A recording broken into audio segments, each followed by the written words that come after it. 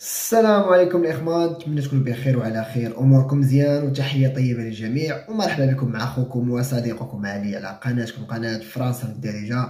فيديو جديد خفيف ظريف اللي غادي نحاول نشرحوا فيه مجموعه من الامور، وغادي نهضروا على طرق تسويه الوضعيه بالنسبه للناس اللي ما عندهمش اوراق هنا في فرنسا، حيت كاين مجموعه ديال الطرق اللي غادي نهضروا عليهم في هذا الفيديو ان شاء الله. لكن قبل ما نبداو الاخوان، بطبيعه الحال اللي كتصيفط الفلوس للاهل والاحباب ديالك في المغرب او كتصيفط فلوس، فما تنساش انك تستعمل تطبيق ساندويف اللي هو واحد التطبيق جميل جدا، نسبه الصرف مزيانه، لي فري سيرفيس ما كياخذوا من عندك والو، زائد الا دخلتي الكود برومو علي 10 علي 10 غادي تربح 10 اورو هديه اول مره تستعمل التطبيق. والاهل والاحباب بطبيعه الحال غادي يخرجوا الفلوس ديالهم من وكاله الشعبي كاش او كاش بليس.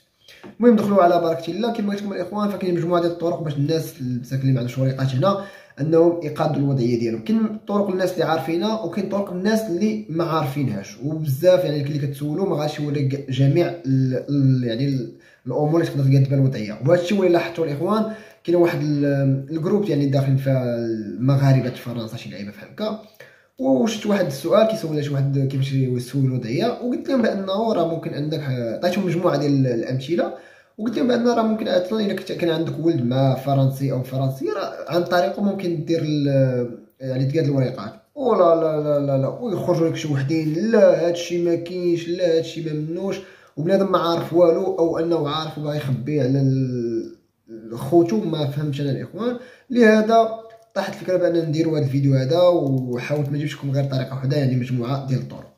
لهذا نبداو على بركه الله الاخوان.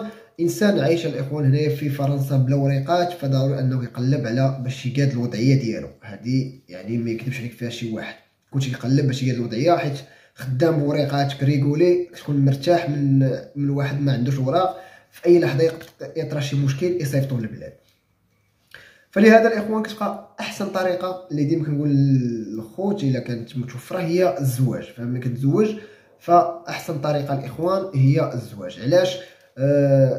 عندك اول حاجه بان يعني الارتيكل رقم 12 في يعني القانون او حقوق الانسان كيرفض او كيفرض على اي دوله بانها ما ترفضش الزواج، لانه حق من حقوق الشخص. لهذا الحكومه الفرنسيه ما غاداش ترفض ليك داك الزواج من ديك السيده.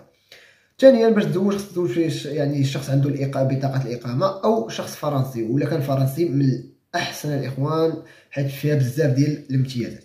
فاش كتزوجوا الاخوان كتقادوا الملف ديالكم وكتزوجوا، هنا كيكونوا واحد جوج ديال الامور، اما كتدفع الدوسي ديالك في لا بريفكتور، اما كتاخذ وريقات هنايا في فرنسا، او انه غادي القاضي يطلب منك تهبط للبلاد ديالك وتطلع بفيزا ديال الالتحاق بالزوج او الزوجه.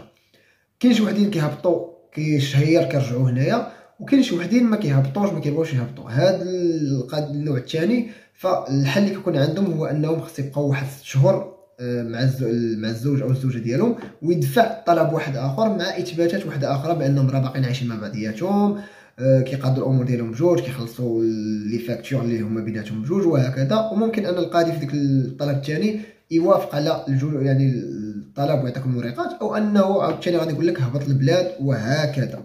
هذه بالنسبه للطريقه الاولى باش انكم تقادوا الوضعيه ديالكم.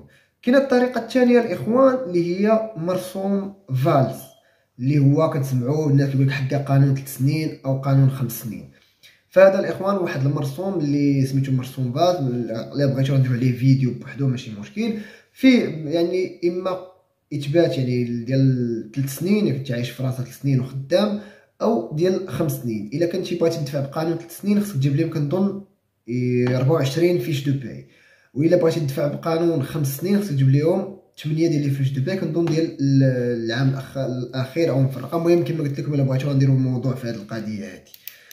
هاد مرسوم فالز الاخوان حيت بزاف الناس كيكونوا غالطين فيه، كيقول لك صافي انا راني خدمت 3 سنين بز منهم خصهم يعطوني الوريقات. لا الاخوان، هو ماشي وحق من الحقوق ديالك، هما كيسميوه سي ان فافور، يعني واحد البليزير، يعني عطاوك ديك كما نقولوا حنا بالدارجه خير منهم، زعما كاينه عطاوك ديك الوريقات ديالك. حاليا الاخوان خاص الا بغيتي تدفع تكون خدام مع شي واحد هو اللي كيعمر واحد الفورميلير وكيدفع، يعني الباترون هو اللي كيتكلف كيدفع واحد يعمر واحد الفورميلير، بالنسبه للقانون الجديد ديال الهجره ديال 2023 باغيين يحيدوا هذه القضيه ديال الباترون تولي تدفع انت راسك.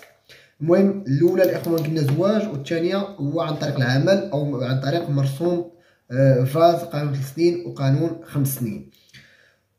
ثالثا الاخوان هي اللي هضرنا عليها ديال عن طريق الطفل الفرنسي. مثلا شي واحد كيكون يعني كيعرف واحد السيده فرنسيه او شي وحده كتعرف واحد السيد فرنسي وكيخرج من بلاد العلاقه هذه واحد الطفل. ما غاديش ندخلوا في الجانب الديني وجانب ديال واش حرام ولا حلال، داكشي منكم راسكم، راه كلشي بين الاخوان. المهم وصلتي لهاد المرحله هذه وطحتي فيها وعندك واحد الوليد، فكتمشي كتعترف بداك الدري ديالك بانه راه ولدك او بنتك. ديك السيده حتى هي يعني كتكون فاهم انت وياها. من بعد كتجمعوا واحد اللي كاع لي بروف بانك راه ولدك، بانك كتصرف عليه، كتخرجوا كتشوفوا الا كنت عايش انت وديك السيده راه هادشي كيكون ساهل. كنتي بعيد عليها كتجي بان لي فاكتور اللي كتعطي لديك السيده بانه كتصرف على ولدك، زائد ما يثبت بانك كتشوفوا واحد الايام في الاسبوع، وكتدفع الدوسي ديالك لا بريفكتور وكيسر الله وكيعطيوكم بطاقه الاقامه. حيت ما يعني نقولوا في القانون ما كيقدروش انهم يفرقوا الاب على الابن ديالو او الام على الابن ديالها، كيبغيو يكبروا في عائله واحده.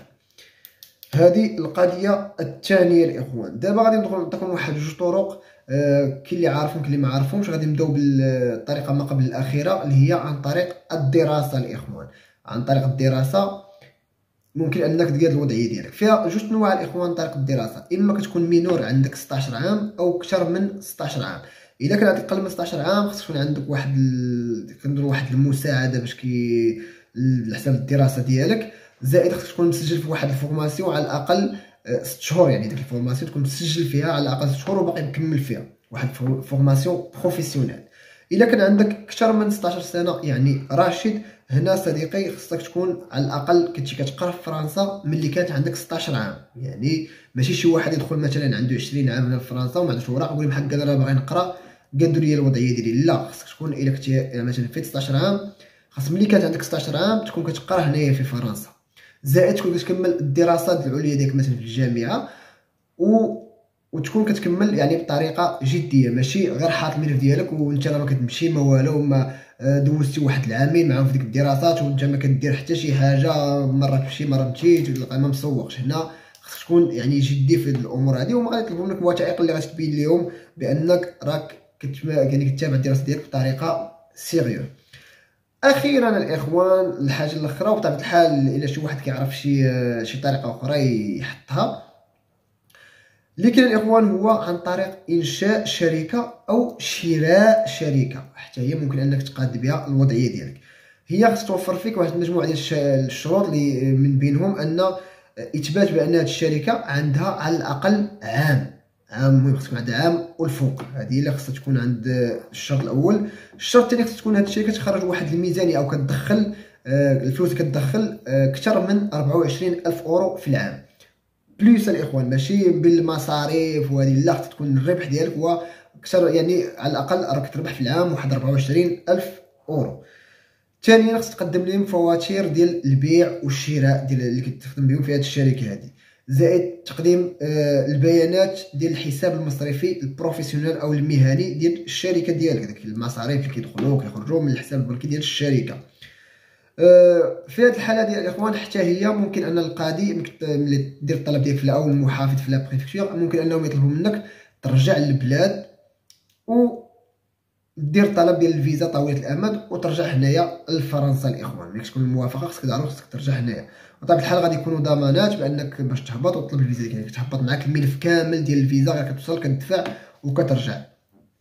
هادو هما الاخوان الطرق اللي نقدر نقول لكم اليوم. وبطبيعه الحال الخوت ما الى شي واحد كيعرف شي طريقه واحده اخرى يقولها لينا. الطرق اللي قلنا لكم اليوم هما الزواج، الطفل الفرنسي، الدراسه، مرسوم فالز، وشركه صديقي تشريها. هذا ما كان الاخوان في هذا الفيديو، وتحيه للجميع والسلام عليكم.